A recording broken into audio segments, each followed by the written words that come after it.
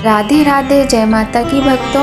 आप सभी का स्वागत करती हूँ स्पिरिचुअल ज्ञान साधना में और आप सभी से अनुरोध करती हूँ कि स्पिरिचुअल ज्ञान साधना को सब्सक्राइब कर लीजिए और बेल आइकन को प्रेस कर दीजिए ताकि आपको नई नई वीडियोस का नोटिफिकेशन मिलता रहे। या देवी सर्वभूतेषु माँ चंद्र घंटा रूपेण संस्थिता नमस्तस्यै नमस्तस्यै नमस्तस्यै नमो नमः। जय माता की, राधे राधे।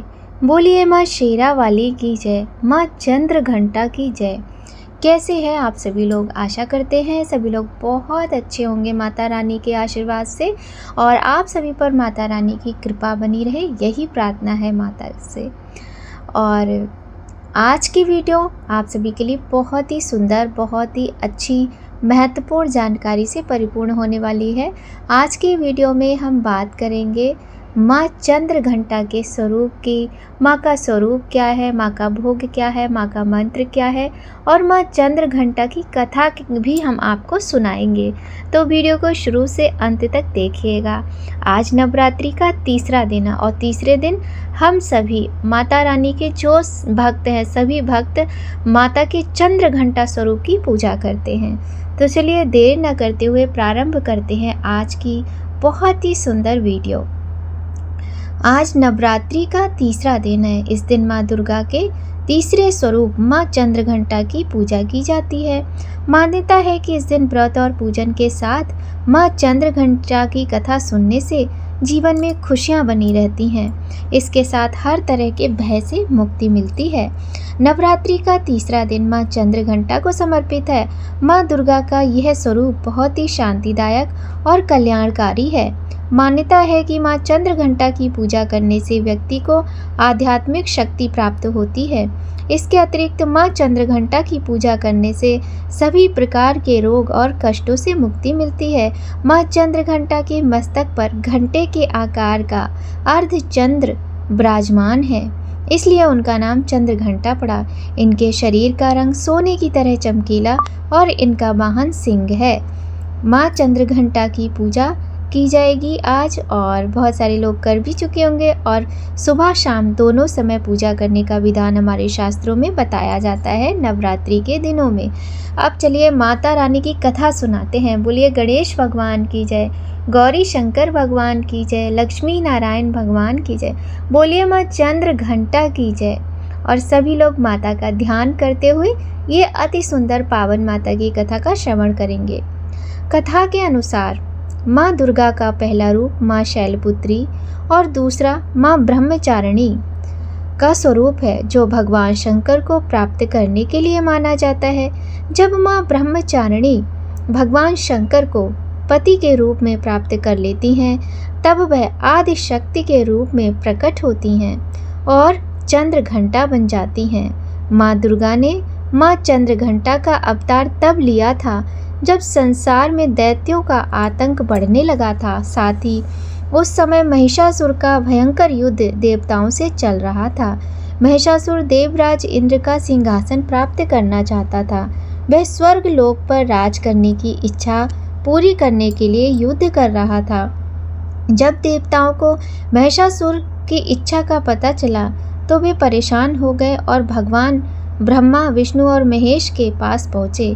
ब्रह्मा, विष्णु, महेश सभी देवी देवताओं ने सुनकर क्रोध प्रकट किया और क्रोध आने पर उन तीनों के मुख से जो ऊर्जा निकली, उस ऊर्जा से एक देवी अवतरित हुई।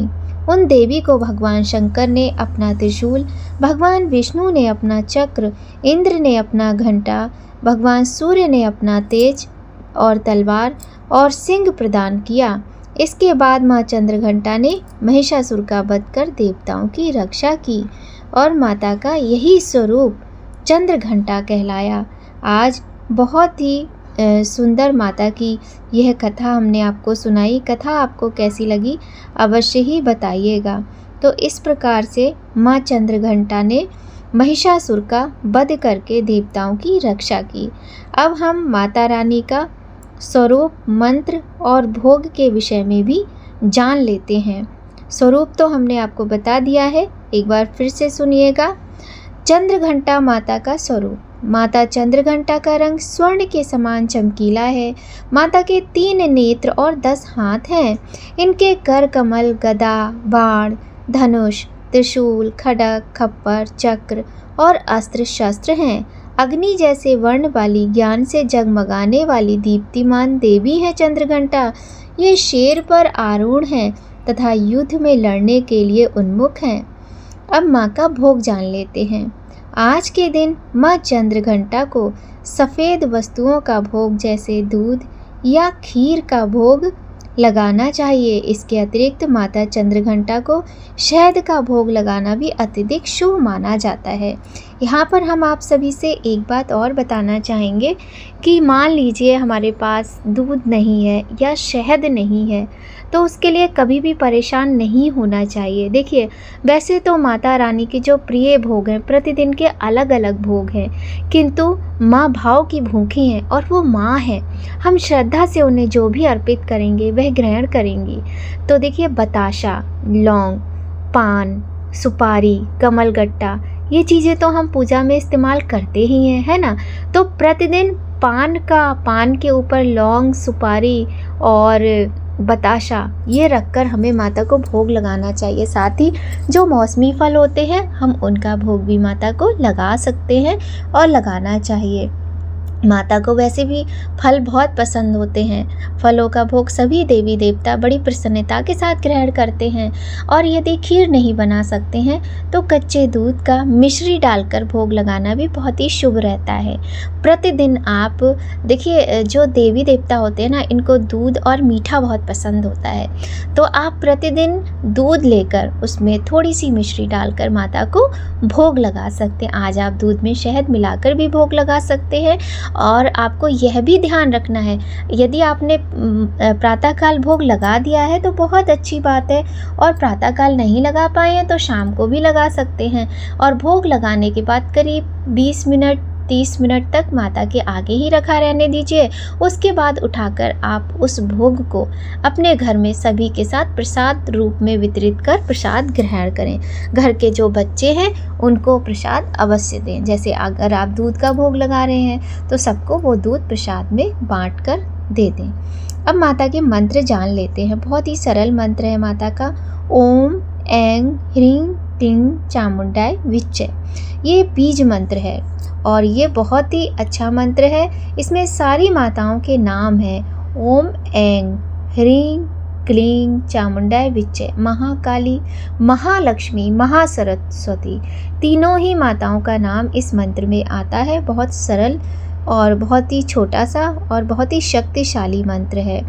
साथ ही माता का बीज मंत्र है ऐं श्रीं शक्तये नमः, और माता की आप किसी भी मंत्र से उपासना कर सकते हैं। या देवी सर्वभूतेषु माँ चंद्रघंटा रूपेण संस्थिता, नमस्तस्यै नमस्तस्यै नमस्तस्यै नमो नमः।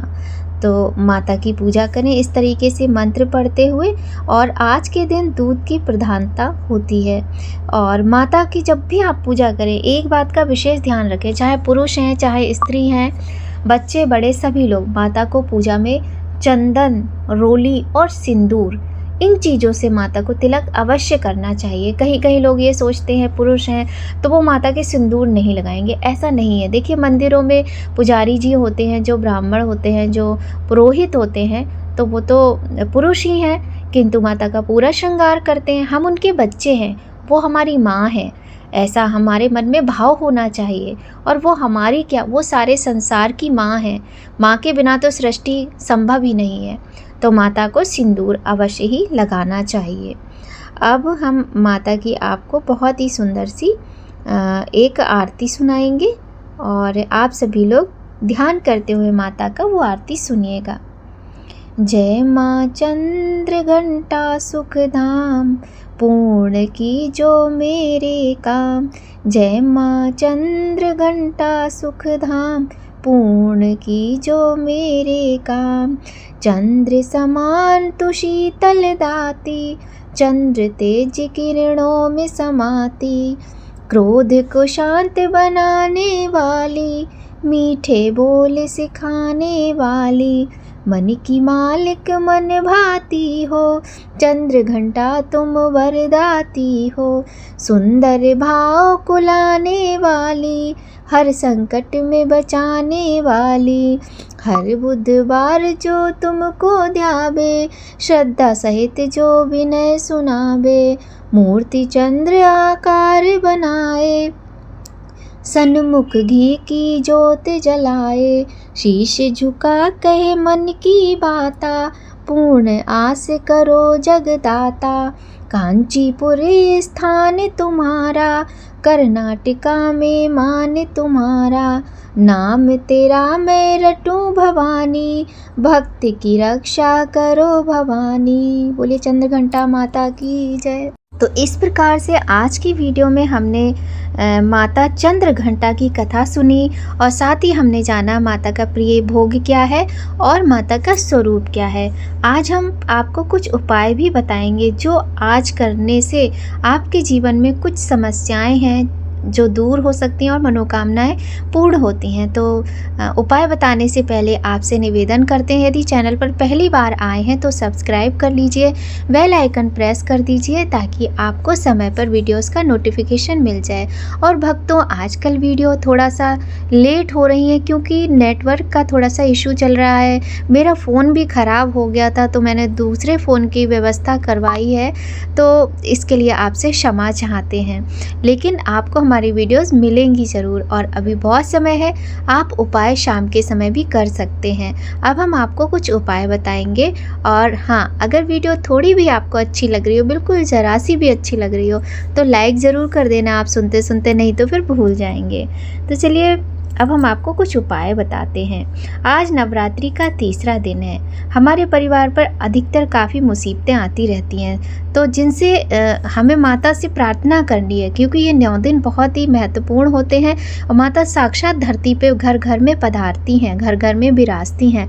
तो माता से हम ये प्रार्थना करेंगे कि कोई परेशानी हमारे परिवार पर ना आए। इसके लिए हमें 5 गुलाब के खिले हुए फूल लेना है और गायत्री मंत्र पढ़ते हुए 1.5 मीटर सफ़ेद कपड़े में इनको बांधना है। इसके बाद परिवार में सभी लोग मिलकर माता के आगे वो फूल कपड़े सहित रखकर माता से पूजा करेंगे, उनसे विनती करेंगे और इसे नदी में प्रवाहित कर देना है। इससे परिवार पर आ रही जो संकट होते हैं ना, उनसे मुक्ति मिलती है।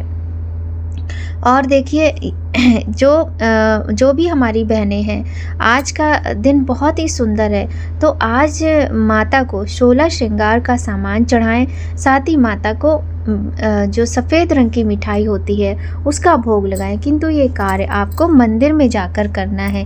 ऐसा हम करते हैं तो अखंड सौभाग्य की प्राप्ति होती है। अगर जीवन में धन की प्राप्ति करना चाहते हैं तो माता का ये एक मंत्र है, सुन लीजिए। सर्वा बाधा विनिर्मुक्तो धन धान्य सुतान्विता, मनुष्यो मत प्रसादेन भविष्यति न संशयः। इस मंत्र का आज जप करना चाहिए। ये जप करने से अथाह धन की प्राप्ति होती है। तो ये कुछ उपाय थे। अगर आपको थोड़े भी अच्छे लगे तो लाइक ज़रूर कीजिएगा, कमेंट में जय माता की लिखिएगा। बस यहीं पर हम अपनी वाणी को विराम देते हैं। मिलते हैं आपसे नई वीडियो में नई जानकारी के साथ। माता दुर्गा की असीम कृपा अपने भक्तों पर सदा बनी रहे। आप लोग सदैव प्रसन्न रहें, सुखी रहें। माता का आशीर्वाद आप सभी को और हमें भी मिलता रहे। जय माता की। राधे राधे।